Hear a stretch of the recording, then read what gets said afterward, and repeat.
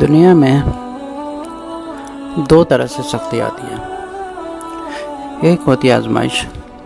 اور دوسری ہوتی ہے اللہ تعالیٰ کی طرف سے سزا۔ اچھا، آج کل یہ بھی لوگ کہتے ہیں کہ کسی کے اوپر اگر آزمائش اللہ تعالیٰ کی طرف سے آتی ہے تو لوگ کہہ دیتے ہیں کہ پتہ نہیں کتنا گنہگار آدمی ہے، لیکن اگر سورۃ ملک کی آیت نمبر 2 میں پڑھا جائے تو اللہ تعالیٰ فرماتے ہیں الذی خلق الموت والحیات لیبلوکم ایکم احسن عملا۔ اللہ تعالیٰ فرماتے ہیں میں نے تمہیں زندگی اسی لیے دی ہے تاکہ تمہیں آزمائیں اچھائی میں اور برائی میں۔ اللہ تعالیٰ دے کے بھی آزماتا ہے اور نہیں دے کے بھی آزماتا ہے۔ تو اگر یہ لوگ کہتے ہیں کہ کسی کے اوپر تکلیف آتی ہے کیونکہ ان کے گناہوں کی سزا ہے، تو اگر ہم دیکھا جائے تو اس دنیا میں سب سے زیادہ مشکلیں اور تکلیفیں کس پر آئی ہیں؟ انبیاء پر، انبیاء علیہ السلام پر۔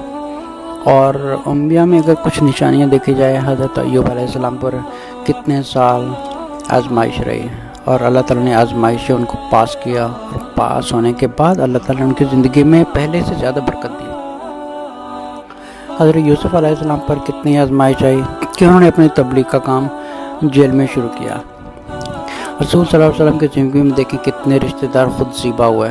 اور کتنے قتل ہوئے اور خود کے بچے فوت ہوئے، کتنی آزمائشوں سے گزرے۔ اب اس کا یہ مطلب نہیں ہوتا کہ ان کے گناہوں کی سزا ملی، لیکن یہ اللہ تعالیٰ کی مرضی ہوتی ہے کس کو آزمائے کس کو نہیں آزمائے۔ لیکن اللہ تعالیٰ زیادہ تر اس کو آزماتے ہیں جس کو وہ پسند کرتے ہیں اور جو ہدایت پانے کے قابل ہوتے ہیں۔ جیسے کہ اس کی مثال ایسی ہے جیسے ایک سونار ہے، اس کے پاس سونا ہے، اگر اب وہ سونے کو اتنا زیادہ اگر گھسے گا اتنا ہی زیادہ شائن کرے گا۔ تو یہ اللہ تعالیٰ کی مرضی ہوتی ہے،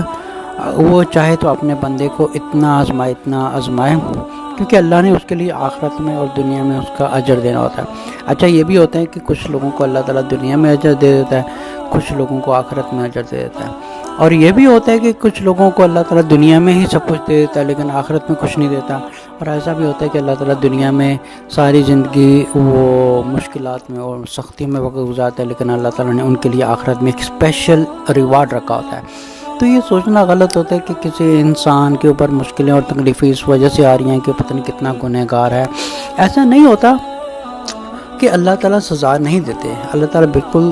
دنیا میں بھی سزا دیتے ہیں اور آخرت میں بھی سزا دیتے ہیں۔ کبھی ایسا ہوتا ہے کہ اللہ تعالیٰ دنیا میں سزا نہیں دیتے، آخرت میں دیتے ہیں، اور کچھ ایسا ہوتا ہے کہ اللہ تعالیٰ کچھ لوگوں کو دنیا میں ہی اتنی سزا دیتے ہیں کہ ان کے سارے گناہ سے وہ پاک ہو جائیں اور آخرت میں اللہ تعالیٰ اس کو جنت میں داخل کر دے۔ عملی عبادت اس سے آخرت تو